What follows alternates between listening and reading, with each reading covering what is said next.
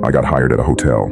On my first day, they gave me a horrifying set of rules. When I first saw the job in a newspaper snippet, I thought it would be life-changing. $300 per hour. Really? What could go wrong? I never could have guessed the horrifying truth about this hotel. When I started the night shift at the Evergreen Hotel, I found a piece of paper waiting for me.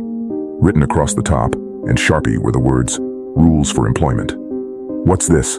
I asked Amelia, who was packing up her things. "Just the rules," she said, in an almost suspicious way. "Oh, like don't steal towels and stuff?" She grimaced. "Yeah, just stuff like that," she said nervously, pulling the bag over her shoulder. "Something like that." "See you in the morning," I said with a wave. She grimaced again. "Yeah, of course." Then she muttered under her breath something that weirdly sounded like, "If you're still here." I looked up at her. She walked out the automatic doors and into the parking lot.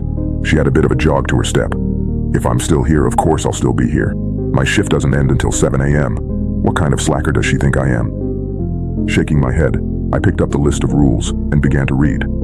If only I'd known what I was getting myself into. I turned to the first page of rules. People who are allowed one free item from the snack bar per shift. Any further items will be charged out of your wages. Do not use the elevator between 3 a.m. and 5 a.m. You may see a tall man with a red suitcase standing in the lobby on occasion. Do not make eye contact with him. Just check him into room 231 and send him on his way. I froze. Why was that sentence read in particular? Don't make eye contact. It was a weird rule for a hotel.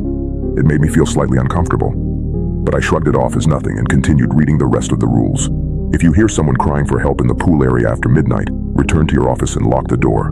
Do not leave until sunrise. Do not enter room 404 under any circumstances. If any guests complain that the tap water is black, tar-like or sticky, call the hotel owner immediately. You must ID every member of the cleaning crew in the morning. If anyone does not come up in the roster, do not let them in. What the hell were these rules? I began to feel like Amelia was playing a prank on me. I continued, "We do not keep any Bibles in guests' rooms.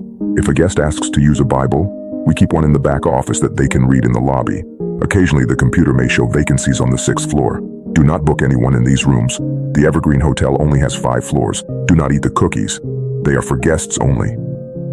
When I interviewed to work at the Evergreen Hotel, they'd seemed like such a mature, stable bunch. Not the type to plan out an elaborate hazing of the new employees, because that's clearly what this was. Amelia, or whoever printed this up, had decided to scare the crap out of new hires. What a cliche. Haunted hotel. I gave a small chuckle, completely oblivious to the horrifying situation I'd gotten myself into. At least now her muttered comment made sense. If you're still here, how many new hires had they scared off before finding me? Luckily for them, I was a horror movie buff and ex-military. I didn't scare easily. Just in case this prank got out of control though, I saved the hotel owner's number to my cell phone, cursing my dyslexia a few times before I got it right. There were more rules, but I didn't read them. Instead, I walked into the lobby, poured myself a cold cup of coffee, and returned to the front desk. It would be an interesting night. Hours passed, and nothing abnormal happened. Until... ding. The bell at the front desk rang. It was a little past 3. I was sitting in the back office, drinking another cup of coffee, playing StarCraft on my laptop. Technically, I was supposed to be going over checkout logs, but I could do that later. Ding, another impatient ring. With a sigh, I heaved myself up from my computer and made my way to the front desk. It was him, the man with the red suitcase. I averted my eyes, focusing on the desk in front of me. I remembered the red text.